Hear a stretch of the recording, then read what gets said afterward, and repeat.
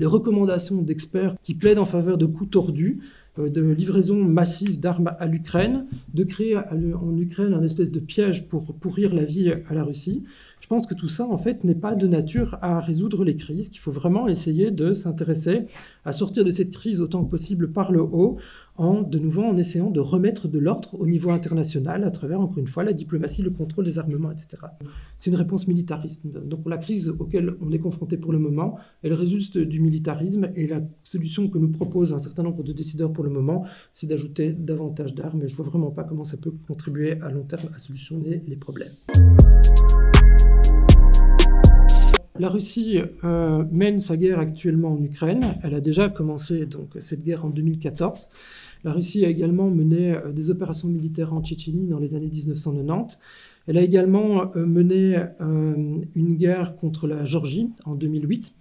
Et ce sont des guerres qui ont été critiquées par les juristes internationaux. Donc ce sont des interventions illicites au regard du droit international. Mais en parallèle, je voudrais quand même dire et rappeler que les États-Unis et l'OTAN ont mené, sans mandat du Conseil de sécurité, une intervention militaire au Kosovo en 1999. Et ils ont bombardé la Serbie dans ce contexte-là.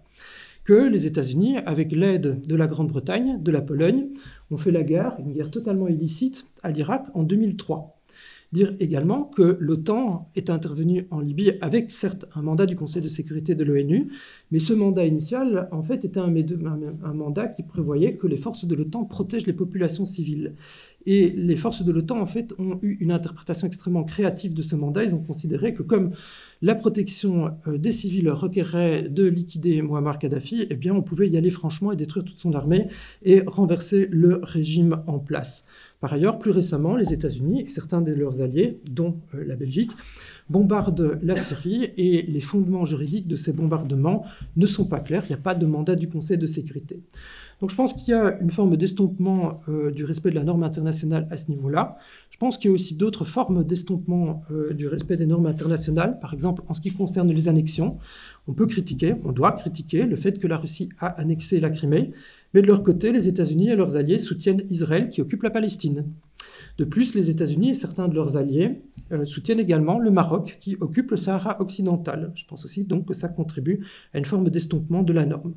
Aujourd'hui, on critique, et on le fait à juste titre, les actions militaires de la Russie en Ukraine. Quand vous voyez ces images à la télé de bombardements de bâtiments, de destruction de villes, on a des chiffres, quelques-uns, sur les victimes civiles. Mais là, depuis 2015 environ, l'Arabie saoudite mène une guerre au Yémen et met à feu et à sang le Yémen.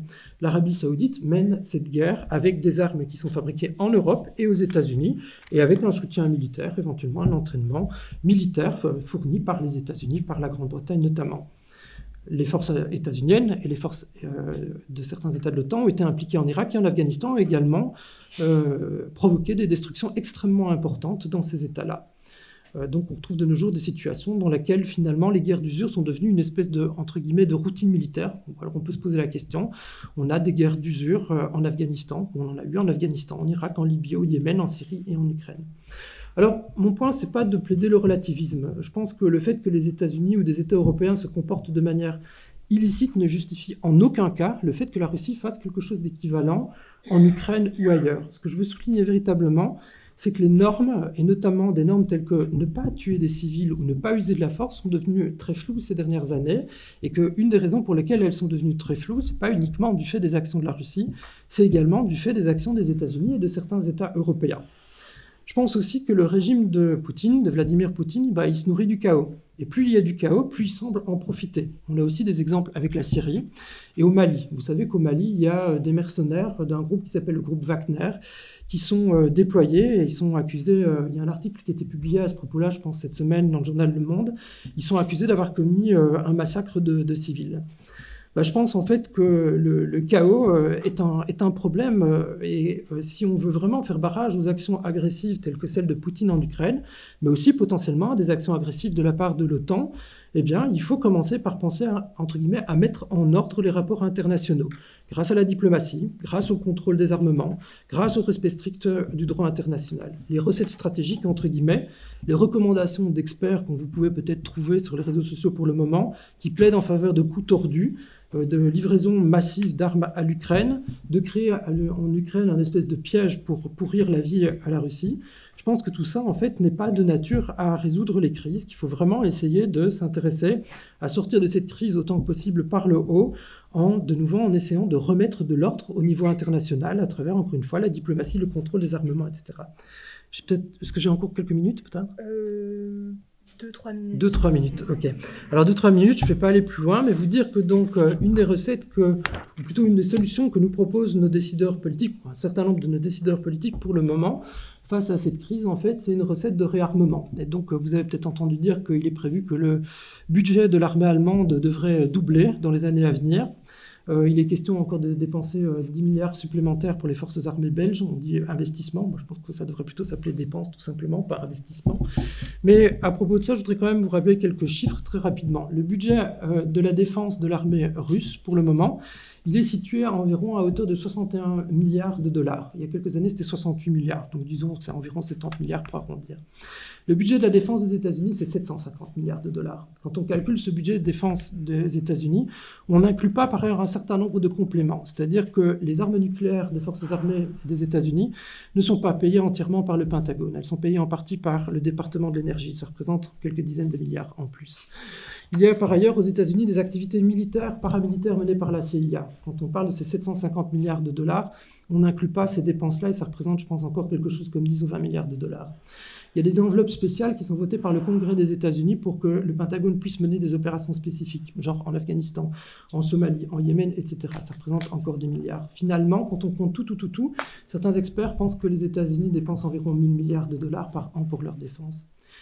On fait un autre petit calcul, très rapidement. Si vous prenez le budget des 750 milliards de dollars des forces armées américaines et états-uniennes actuellement, que vous ajoutez le budget de la défense du Canada, de la Belgique, de la Turquie, on va mettre la Turquie sur le côté parce que c'est un peu problématique le cas de la Turquie pour le moment, mais si vous ajoutez le budget de l'Allemagne, de la France, etc., de l'ensemble des autres États européens, vous êtes à hauteur de 1000 milliards de dollars.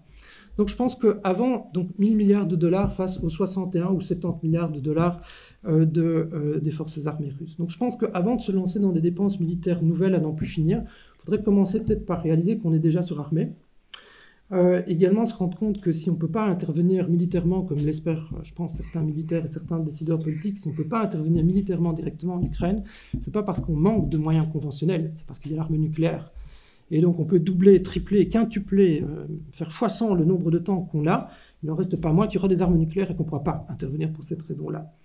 L'armée ukrainienne, par ailleurs, donne du fil à retordre à l'armée russe pour le moment, et son budget est estimé à 4 milliards de dollars annuellement. Plus, bien entendu, il faut l'ajouter pour être correct, les quelques centaines de millions d'euros ou les quelques milliards qui ont été versés par les États-Unis ces derniers temps. Mais ça donne quand même à réfléchir. Si une armée de 4 milliards, avec un budget de 4 milliards de dollars, est capable de bloquer, de faire autant de dégâts à l'armée russe, qui elle-même a un budget de 61 milliards de dollars, et que nous avons 1000 milliards de dollars pour nous défendre, est-ce qu'on a vraiment besoin de doubler le budget de la défense ?